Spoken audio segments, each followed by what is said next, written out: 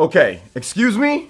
Excuse me. Like, seriously, we need to talk about this. That's why I'm doing this video right here. But before we get started with it, make sure you subscribe if you're not subscribed, if you're someone new, because I would really appreciate that, because we cover all sorts of stuff. But we have to talk about this, because the Nintendo Switch is insane this year. It's kind of crazy. It's getting to the point to where maybe is it too much? And I think it's already been at this point, but we're going to talk about it again today.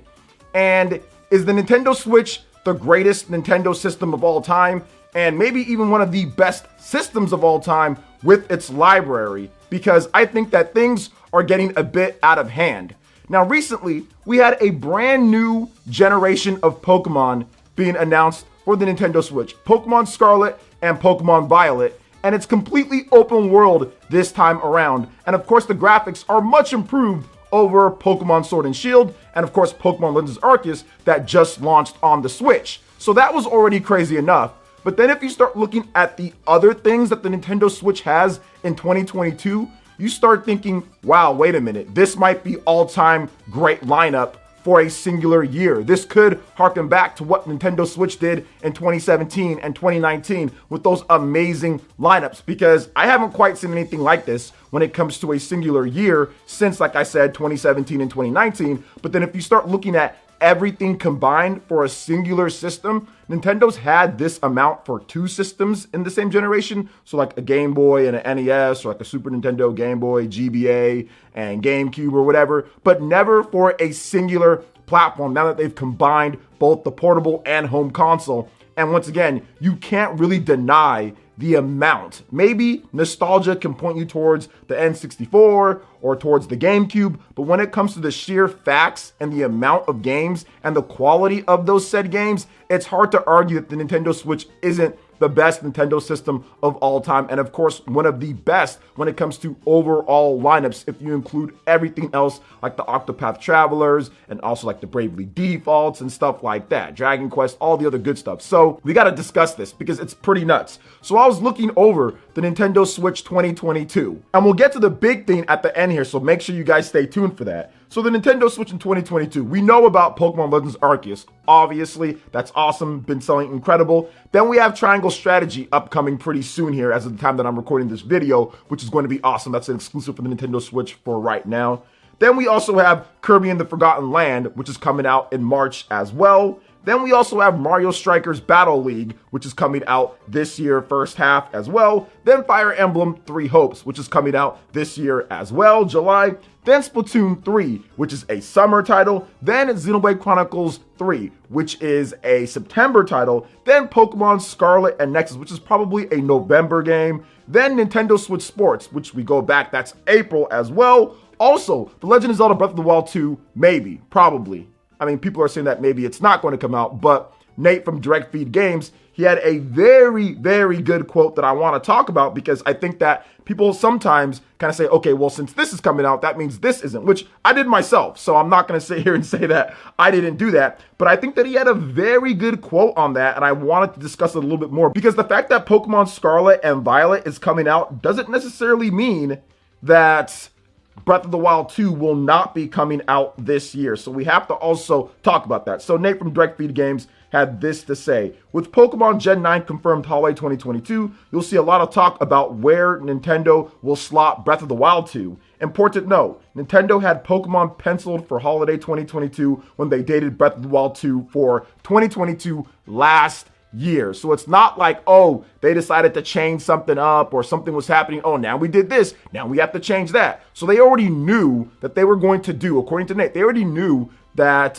Pokemon Gen 9 was coming in 2022 before they said, hey, Breath of the Wild 2 will be 2022. So they could have easily just said, hey, here's the trailer, you know, like no release date, but they still gave us that release window. So I think that they're still confident in that. Now he also follows up with Pokemon is not an indication of a delay for Zelda. So there you go on that one. But I wanted to talk about the overall scope of everything here, because when you start stacking it up, and this is the big stuff that I'm talking about here, when you start stacking it up to previous Nintendo systems, no other previous singular console kind of holds up to it. If you look at it, we have 4 Xenoblade Chronicles games on the Nintendo Switch. we have multiple main Pokemon games with remakes. We have completely new experiences like with Legends. Then we also have multiple big generations of Pokemon with Sword and Shield and now Scarlet and Violet. If you start going more, you can look at The Legend of Zelda. We have remasters like Skyward Sword. We have remakes like Link's Awakening. And we also have two major games with Breath of the Wild 2 that's going to be coming. And of course, the original Legend of Zelda,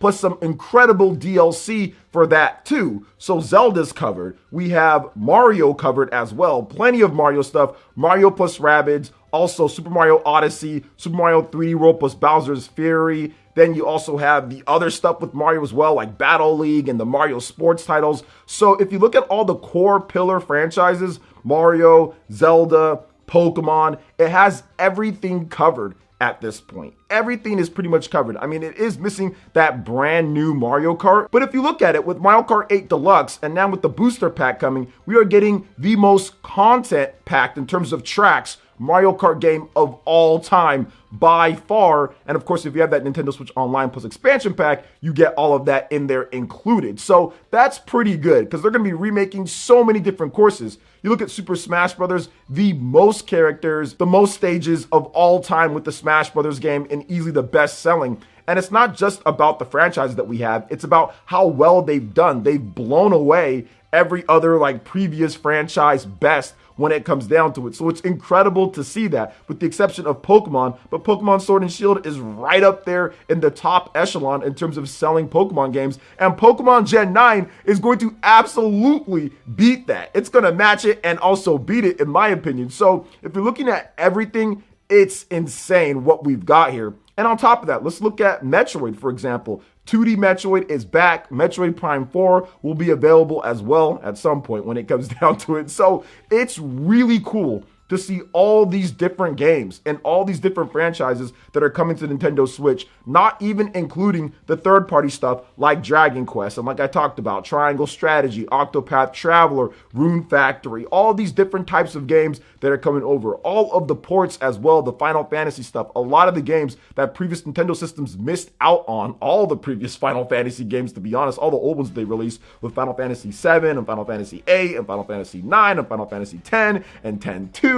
and 12, all that stuff is on the Nintendo Switch. From an RPG lover standpoint, it's incredible. If you love platforming games, action games, RPGs, it's got almost everything here. So once again, the question is, nostalgia aside, how is the Nintendo Switch not the best Nintendo system of all time and one of the greatest libraries of all time when you look at it? When you look at each year and what they've been able to put out, I think it's just remarkable. As someone who's been covering Nintendo and playing their games pretty much since the beginning, well, covering them since the Wii era, and also playing their games since the beginning of the NES and all the way through now, decades of playing Nintendo systems, I haven't seen a library of games when it comes to a singular console as stacked and packed as the Nintendo Switch in its 5 years on the market. It'll be its 5th total year on the market upcoming here, and there's really nothing like it when it comes down to it, especially with the additions of stuff like I said, Xenoblade, and also some of the other newer games that have mixed into it. So it's awesome to see that. But I also wanted to get into like another topic here with what Nintendo's doing for the year. Like, is it a little bit too much? Like, what games are you guys planning on getting, and what does this say about what Nintendo's doing for the next gen? And I talked about it a little bit in my Nintendo Next video, so if you haven't seen that, but Nintendo is even doubling down on what they're doing when it comes to software development. That $1 billion that they invested, also buying the SRD developer, they were already pretty much in-house, but just go ahead and said, all right, let's just make it official, getting next level games kind of wrapped up and put into the system as well in terms of what they're doing. And once again, trying to make sure that software flow is just never ending. I think that Nintendo, with Furukawa under the helm, is making sure that he plays it extremely safe, but at the same time also very efficient, but with variety. So safe variety. You know you're going to get those franchises,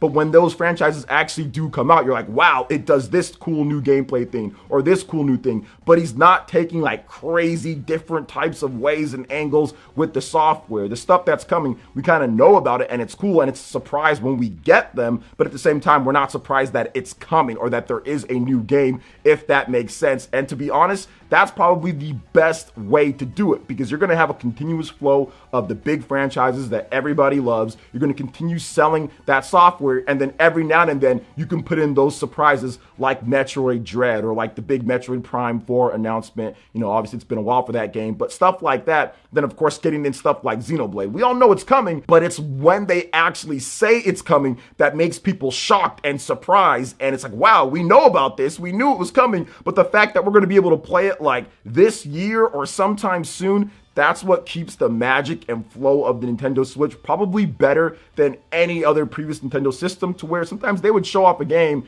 and you wouldn't get it for years, or you had no idea when it was coming out. And that was multiple games. Nintendo always did that. But with the Switch, you don't have that. They announce it and it's coming out in like 6 months or later that year or in just a little bit of time. So I love that about the Switch. You have to kind of factor that in when it comes to the announcements and the software. And once again, I don't think Furukawa is taking his foot off of the pedal. He's going to keep going with this, with that huge investment, wrapping up these developers and making sure that software is continuous. And he spoke about it himself to the investors, saying like, hey, we need to make sure that we absorb that Nintendo Switch and we have a smooth transition over the next generation and everything. So I don't see this stopping at all, because people are thinking, well, wait a minute, they are pretty much spending all of their resources on this. Like there's going to be some gaps or development, lull or anything, but I don't think so. Based on what Furukawa has been saying and based on their investments and what they've been doing, every single time people think, oh, Nintendo's going to have a little bit more of an off year, or maybe there's less. I mean, heck, I thought that, after the last couple of years, like with 2019 and everything, but bam, here we are again, back to a stacked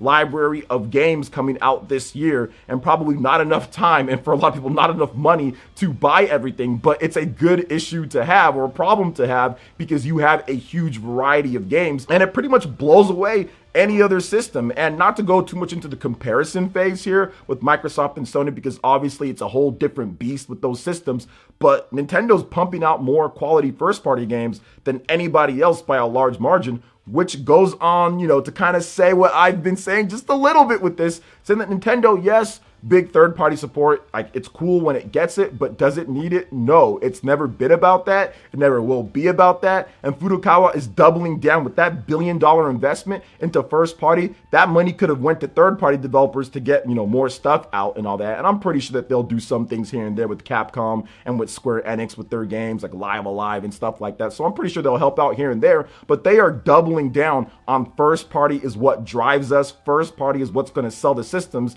And yeah, they're going to make sure that they have that ready to go so the system can sell to the big fans. And then obviously the third-party developers, once they see the install base go up, then yes, here you go. We're going to have this game, that game, and that game. It's never going to be the main platform for them, because they don't do what Microsoft and Sony does, but that's Nintendo's strategy, and it works well in the grand ecosystem of gaming. If you want that third party, it's there on Microsoft and Sony. If you want that, day one support and all that, best graphics, frame rate, all that good stuff, it's all there. But if you want a little bit of a different experience and super high quality first party games anywhere that you want, the Nintendo Switch is obviously a great option for many people. And for a lot of people, the sole option, to where that's where they play games the most, considering if they have a job and kids or time and stuff like that, that's like an issue. Obviously, the Nintendo Switch is a great pick there. So I think that this overall for gaming is phenomenal. Heck, you even have the Steam Deck coming in and showing how the hybrid format is the way to go. Based off of the reviews so far, obviously there's some stuff that's not ready with the Steam Deck and they need to kind of reiterate on it, but for the most part, it's a really good first kit. It's a good thing to have and makes PC gaming far more accessible than having a big desktop inside some room that you can't move all over the place, or relying upon a laptop as well. So I like all of this. But like I was saying, the Nintendo Switch is somewhat overkill when it comes to it with their overall lineup, but it's a good issue to have, and I am excited to talk about the games this year, because this is a huge thing for Nintendo when it comes down to it. And at this point, I think I have to pretty much proclaim that the Nintendo Switch is the best Nintendo system of all time, and easily one of the best systems of all time with the library at this point. I would definitely put it like in the top 3 to 5 or so for sure. But that's my opinion on the matter. I want to know what you guys think. What do you think about the lineup? What do you think about the games? What do you think about Pokemon coming out this year? What do you think about the Breath of the Wild situation? I love to hear what you guys have to say in the comment section below. All right, guys, that wraps it up for this video here. Thank you so much for watching. I do appreciate it. Please make sure you hit that like button, subscribe if you're someone new, click that notification bell, and we will see you for the next video. Peace.